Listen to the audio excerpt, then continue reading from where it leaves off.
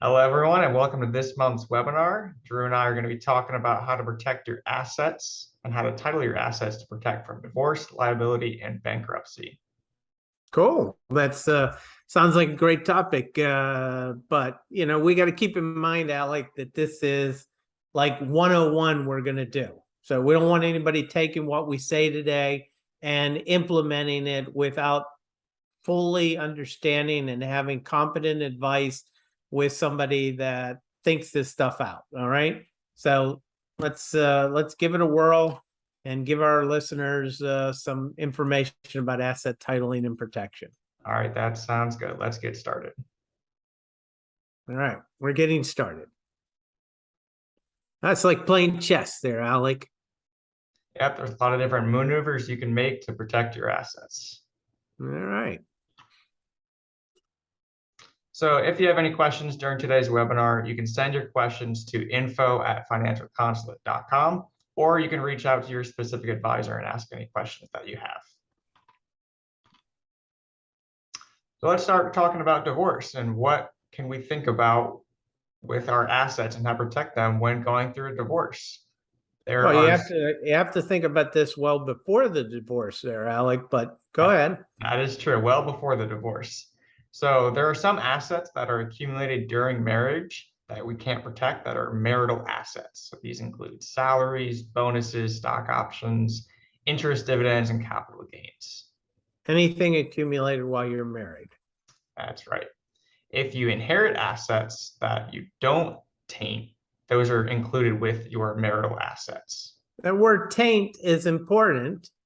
And basically, if I have inherited assets and I leave them in my name, and then I get a salary, a check in, and I take some of that money from my salary and I deposit it into the account that had my inherited assets, now I've tainted those assets with marital assets. So inherited assets can be greatly protected as long as you don't taint them. There's lots of ways to do that, but we're not going to get into all those in this talk. That's right. So one thing people have to keep in mind is a great option for protect from a future divorce is to do a prenuptial agreement. But the key with that is that has to be done before you are married and finalized before you get married. That is true. If it's not done before the marriage, there's nothing you can do. You can do a postnuptial, but those are much more complicated and difficult to enforce. Also, keep in mind, Alec, that the 401k, even if you do a prenuptial, the minute you say I do, your 401k becomes your new spouse's, unless after the marriage, after saying I do, they then sign a paper that says, no, I don't want your 401k assets. Yep, that's exactly right. One other strategy we can think about is instead of getting married, an intimate couple can live under a cohabitation agreement. Drew, why don't you talk about that a little bit more? That one grieves me greatly to have to say that, Alec. I'm a big believer in marriage, and I love the what you might call it, the sacrament of marriage. But in today's world, you have to seriously think about, do I really want to be married? And there's lots of negatives to marriage in the United States of America, the way we treat it for both government and personal purposes. There's pluses and minuses to it. So, cohabitation may be a better situation in some people's cases. Yeah, there's no one size fits all for everyone's situation. So moving along, Drew, you had just talked about this briefly. I'm going to start calling them the I do rules. There are two different rules that we have to keep in mind after we get married. Once you say I do, they come into effect. Just like you said about the 401k, if you get married, that 401k's new beneficiary is going to be your new spouse, unless the spouse signs off on saying they can list another person as beneficiary. After you get married, right? Correct. Keep that in mind. After. Go ahead. Yep. And then the other rule we have to keep in mind is that after you say I do, once you get married, long-term care costs for your spouse are now on you. There's no backing out from that. Even if you sign a prenuptial, you're still on you. That's correct. Something to keep in mind. Another option to keep in mind once before you get married is an income-based repayment plan with your student loans. What an income-based repayment plan does is it allows you to pay a percentage of your disposable income as a payment towards your student loans. And then depending on which plan you're on, those loans will be forgiven after 10 or 20 years of payments. Now, if you get married and your spouse is making a lot more income than you, that percentage of the payment that you're paying is going to be much higher. And that can Yep. be a disadvantage because when you're paying by yourself with a low income, your goal isn't to pay off these loans, it's to have them forgiven after making 10 or 20 years of payments.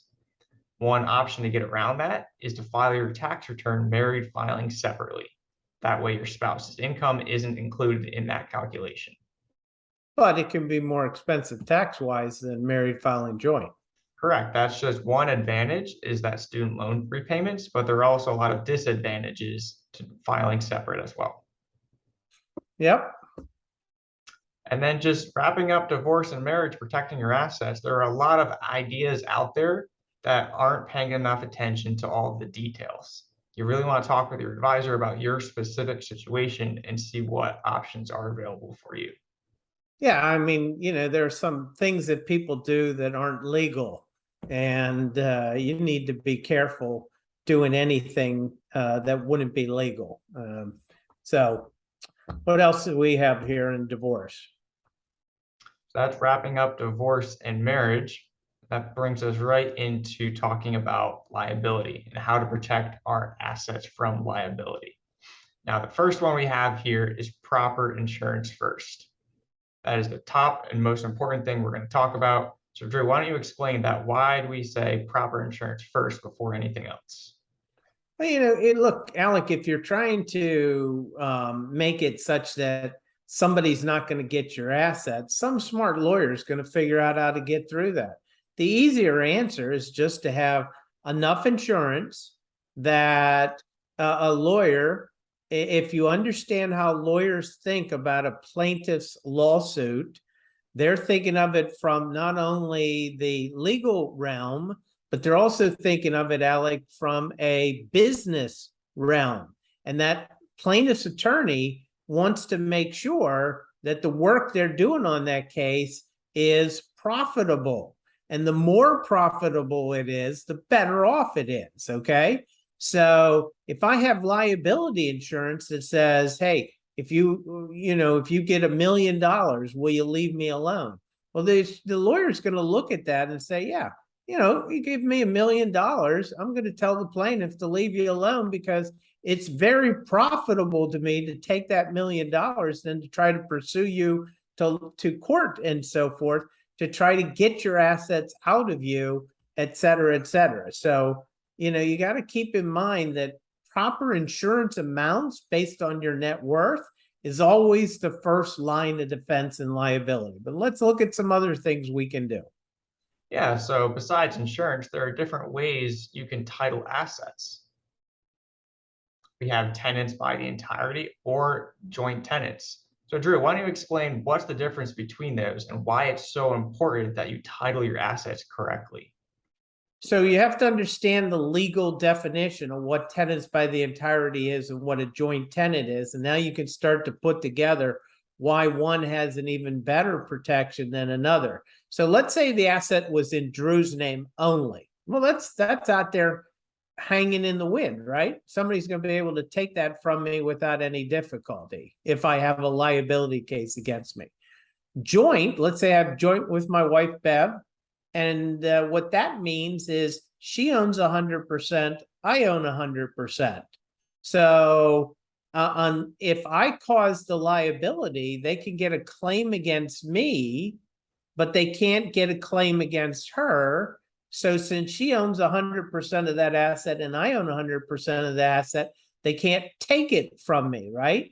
But they can lien against me because I'm 100% owner of it. And if Bev were to pass away first, they could potentially take that asset from me, right? Because it is owned 100% by each. Joint tenant does not mean she owns 50 and I own 50. It means she owns 100 and I own 100 at the same time. So if either of us die, the survivor still owns 100, right? Now, let's take it to tenants to the entirety. Tenants in the entirety is strictly a marital unit. Only a marital unit can own assets tenants by the entirety, okay? So if I own my house, tenants by the entirety, it means the marital unit of Drew and Bev own this property, all right? Now, if I cause a liability lawsuit, can they come in and say that the marital unit caused the liability?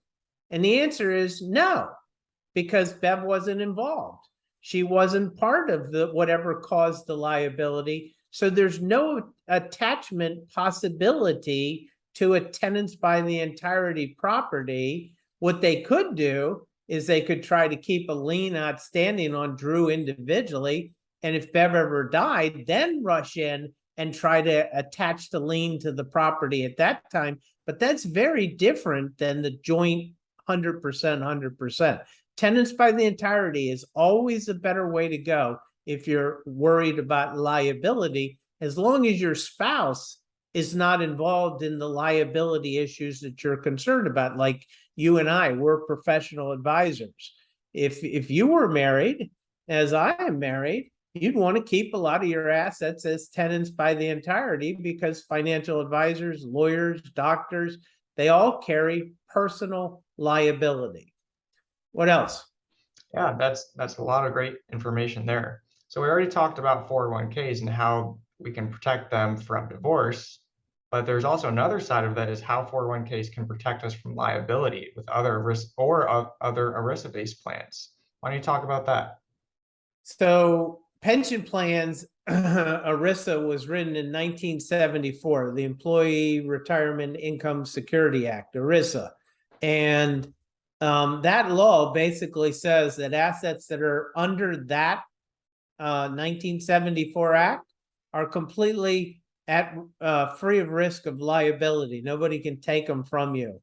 You know, it's the greatest protection you can have, because if you think about it, Alec, prior to 1980, let's say, most people had a pension with General Motors or Ford or IBM or whoever they had a pension with, right? And when they retired, they got that pension. Well, in the 70s, 60s, and 70s, things started to shift where people had a 401k or something of that sort, where they were going to get a lump sum of money in the future. Well, you know, your pension with your company, IBM or Ford or somebody like that, was completely protected. Nobody could ever take that from you because it wasn't yours. It was held by the company, not by you.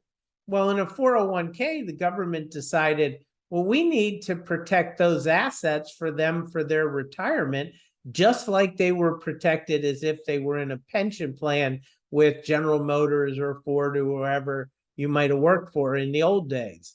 And so ERISA qualified pension plans are always liability proof, in the sense that it is extremely, I've never seen it, that somebody's been able to penetrate one of those for an account holder.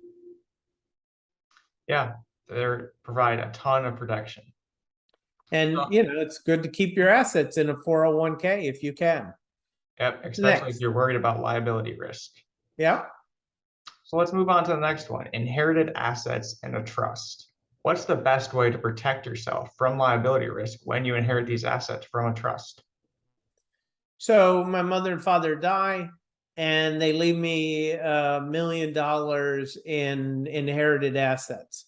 I'd want my mother and father to have left that in a trust for me, not directly to me, because if it comes directly to me, then I have the risk that somebody sues me. I've got $1 million assets in my ownership. If it's in a trust that mom and dad left to me, and the trust is discretionary with an independent trustee, there's very little chance that a creditor or a liability claimant against me is going to be able to go to that trust and say, turn over the money because Drew owes $1 million for a liability claim against him. That just can't happen in an inherited trust. So it's really, if you're going to inherit lots of money from a mother or father or whatever, you'd want it to go into trust to protect it from a liability claim. And you really should have an independent trustee as part of that. That's exactly right. So now that you're in Florida, you will have a lot of knowledge about this one. The next up on the list is Florida Homestead. Can you explain that to our viewers? Yeah, it is not the reason that I moved to Florida, first off, but there are people that do. A notorious situation of this was back in I guess it was the 1990s, the O.J. Simpson case, after his wife was found murdered. And O.J. took a large amount of his estate and went to Florida and bought a Florida-based property on the ocean with a huge sum of his money, because he knew that as soon as he bought that Florida homestead and established residency in Florida, that house had one of the greatest asset protections in the country. So Florida homestead is very, as far as I know, is virtually impossible to to take out of the hands of somebody. Other states, they're a little more lenient in whether they can be taken from them, but a Florida homestead, it's like next to foolproof that if you've done it right, nobody's going to take it. But that's not why I moved to Florida in any way, shape, or form, Alec. So coming down to the wire here with our liability risk, another thing we need to talk about is what the asset protection from trust is when it's a US-based trust and an overseas trust. So this has been a big thing over the last 15 or 20 years. Lots of states have passed what are called asset protection laws: Delaware, South Dakota, Nevada, Wyoming. And the concept is that they pass these laws to encourage people to deposit money in their state, because the more money in the state brings in financial prosperity. And so they set up these trusts with rules based on the legislature of those states that says if somebody sues you, as long as you put the money in well before you had any insight or knowledge that somebody could sue you, it doesn't mean that, like, for example, Alec, if I'm a financial advisor and I have personal liability, okay? Well, I know I have personal liability, but that's a general concept. If I actually did something to hurt somebody and I knew that there's a potential they could file a lawsuit against me, that's a totally different story. I can't set up an asset protection trust in that scenario. But on the other hand, if it's just a general thing that I know that I have a risk about, and I set up a US-based asset protection trust, those assets, as long as they're in there based on the rules of their state legislature, normally it takes about a year, they become fully protected and nobody's going to take them. And been numerous court cases trying to take them, and none of them have been successful. But if you really want the ultimate of asset protection, you're really worried, you would put it into an off-seas asset protection trust, because once it gets out of the domain of the United States government and the state governments of the USA, there's nothing that's going to get those assets. If I have somebody trying to grab my Nevada-based trust, they could always appeal to the Supreme Court or someone, and you never know. Maybe somebody would say, wait a minute, you can't do that. You got to give that back, and you got to give it to his creditors. But if you put it in Man of War or Nevis, these countries could care less what the Supreme Court thinks.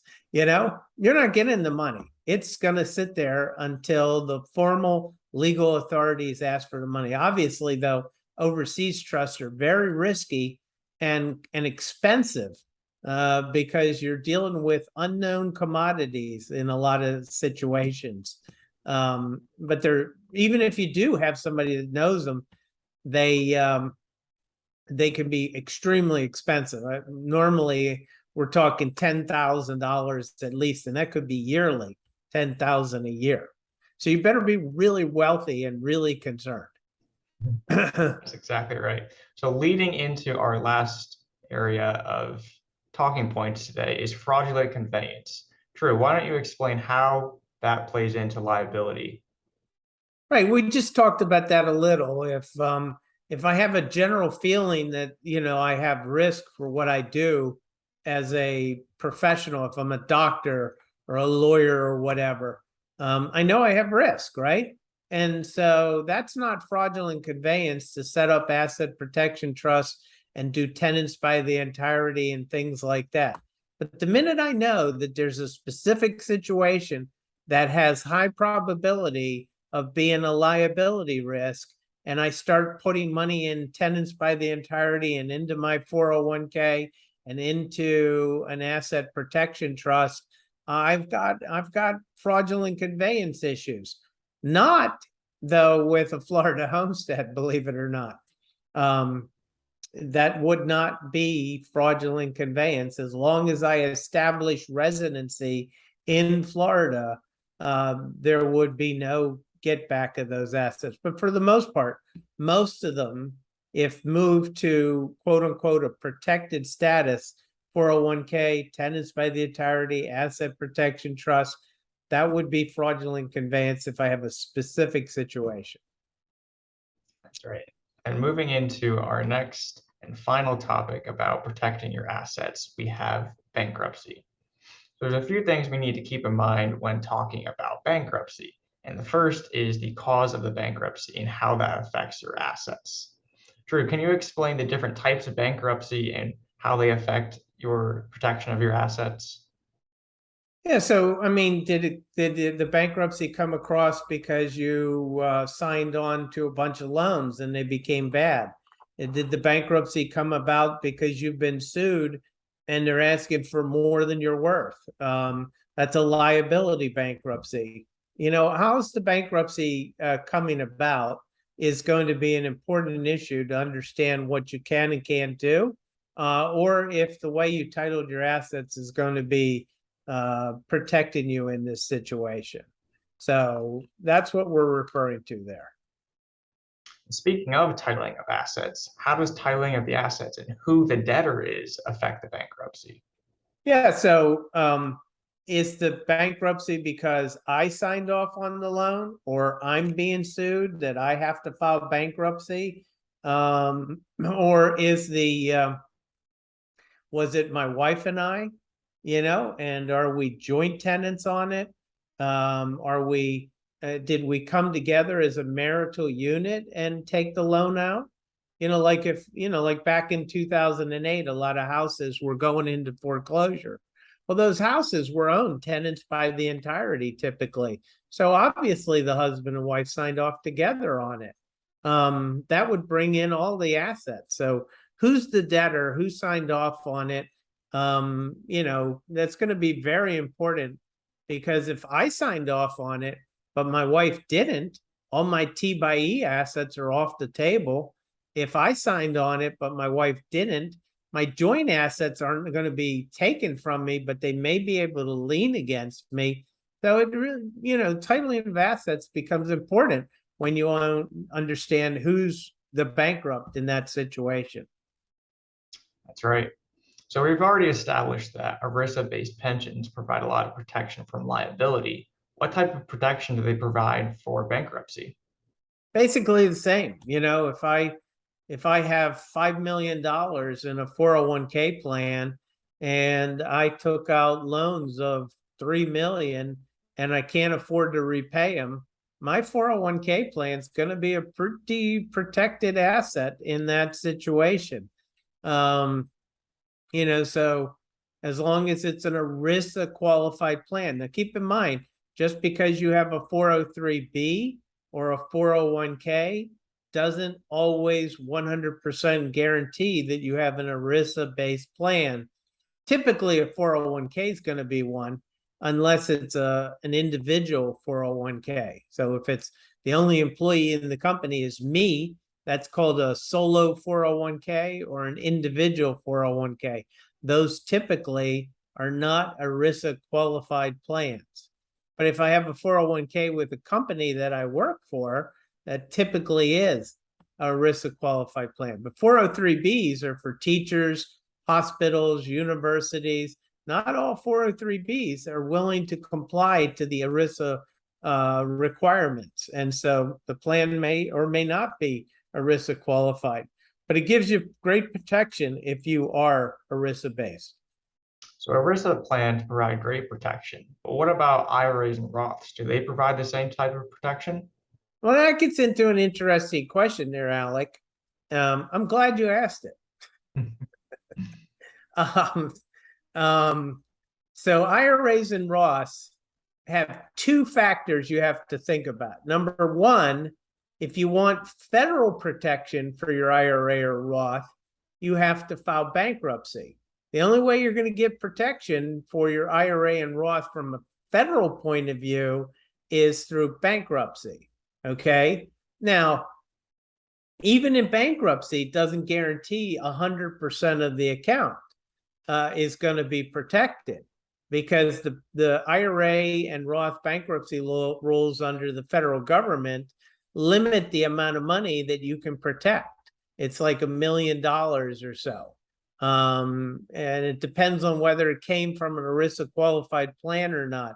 So there's all kinds of requirements there, but that's one way that the IRA can get protection is bankruptcy from federal point of view. But then you have the second point of view, which is the state that your IRAs and Roths are established in. So you live in Maryland, I live in Florida.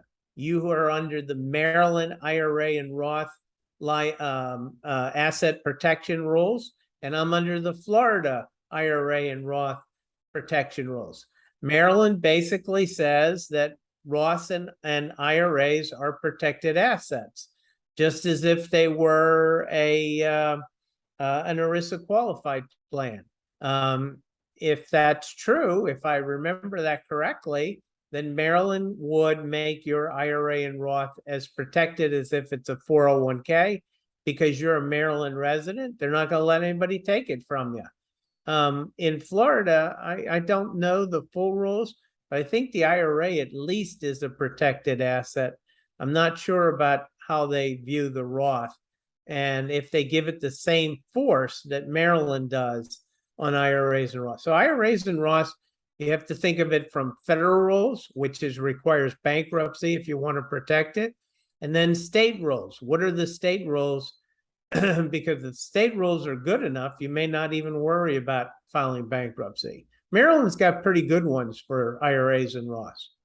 Yep. So we have IRAs and Roths on one hand, and then we also have inherited IRAs. How does that differ from IRAs and Roths that we have versus an inherited IRA? Yeah. So my mother dies, she leaves me an IRA asset and it's worth $100,000. And I get sued. Is my inherited IRA protected like my IRA and Roth? That's a really complicated question. There's a lot of confusion in the liability rules at this point in time. There's been a court or two that have said inherited IRA assets are protected like other IRA assets. And there's been a court or five that have said, no, we disagree. The inherited asset is completely vulnerable to creditors, liability, et cetera, et cetera. Our assumption is that the majority of courts that have ruled against the inherited IRA is going to be the precedents for the future. So you're going to have to assume that an inherited IRA is not a protected asset, even though it is an IRA. And the reason it's not is because the IRA was established for somebody's retirement, okay? An inherited IRA is merely an inheritance going down the line to a family member. It is not designed, the inherited IRA was not given down to the children to secure their retirement. It was merely an inheritance. And I think that's the way the courts are going to continue to rule on that. So inherited IRAs are, in my opinion, not protected. So we have IRAs and Roths and inherited IRAs all titled in our own names. What about assets that are titled in a trust or an inherited asset in a trust? How is that protected from bankruptcy? So if my mother leaves her $100,000 IRA to me, but she puts it into a trust with complete discretion on when the trustee can give me the money, now that asset becomes fully protected, assuming that you have an independent trustee on the trust. That asset becomes completely protected. So if you're worried about your children and liability risk or divorce or something like that, and one of your main assets is an IRA, then leaving it into a trust is a very strong way to protect that asset. But let me caution you here, Alec. If you go this way, excuse me, to protect the asset, okay, you're also going to go this way with a lot more negative income tax consequences. And we don't have time to get into that. That's why I said earlier, what we're talking about today is 101 asset protection. We're giving you general rules and ideas. Don't try this on your own.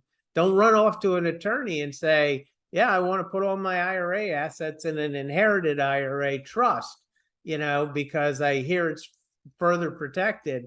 Every single thing we've talked about today has pluses and minuses. Make sure you understand them. Going back to that chess example, you move one piece one way, other things are affected. So like Drew said, if you're thinking about anything that we're talking about, speak with your advisor. We can come up with a plan that can help. All right, we've got just a couple little things left here, right? Yeah, so let's talk about negative net worth versus positive net worth when declaring bankruptcy and how that affects what your net worth is. So let's say I declare bankruptcy and they say, okay, 250,000 of loans, boom, gone. You don't know anything anymore, Drew. A lot of times banks are going to issue you or whoever you owed the money to is going to issue a 1099. And I can't remember what the actual title is of the 1099 that says they forgave the debt on you, which becomes taxable income. So if somebody forgives $250,000, that's $250,000 of taxable income I have to pick up. Because I borrowed that money, I used that money, and I'm not paying it back. So it has to be, it has to be something. And the IRS classifies it as income. But that's only if I had a positive net worth when the bankruptcy was wiped out. So I had a net worth of 500,000 and they eliminated $600,000 of debt. Then, basically I would only have to show $100,000. I'm sorry, I would have to show 500,000 of taxable income, and $100,000 of negative net worth would be zero taxable. So if my net worth is actually zero after the bankruptcy, then I don't report anything. But if I had assets that were eaten up in the bankruptcy, I would report positive taxable income on that positive net worth, and then nothing further once I used up whatever my net worth was at the time of the relinquishment of the bankruptcy debt. Yeah, so there's a lot that goes into that. Sure. And wrapping up bankruptcy, we talked about it with liability. How does fraudulent conveyance come into play when we talk about bankruptcy? It's identical. Let's just put it that way. If I owe $1 million and I think to myself, someday in the future, I may not be able to pay this mortgage if this happens or this happens or that happens. I can do anything I want with my money, right? Because it's just the general concept, right? But if all of a sudden those things start to happen and I see I'm not being able to keep up on that debt, and I see myself spiraling down, and then I take assets and I move them to places to protect them, that would be fraudulent conveyance. So you have to just think about this before you do anything. Like I say, 101, simple. We're just giving you general ideas and understanding of this, but make sure you have competent advice before you run off and do anything. That's exactly right. Questions, Alec? Yep, so that wraps up everything that we presented. We've presented a lot of information. So if you have any questions about anything we said or anything that you wanted to ask, you can send those questions to info@financialconsulate.com or reach out to your advisor directly. Alec, it was always a pleasure to be with you. It was a good talk. I think we got another one coming up in a few weeks too, month or so. Yep, so look out for an email for next month's webinar, and we'll talk with everyone soon. All right.